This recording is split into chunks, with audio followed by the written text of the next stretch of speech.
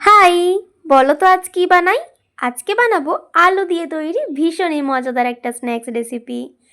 বাড়িতে যদি হঠাৎ করে অতিথি চলে আসে অথবা নিজে বানিয়ে চটপট কিছু খেতে ইচ্ছা করে অল্প সময়ের মধ্যে, তাহলে এই রেসিপিটা তোমার জন্য।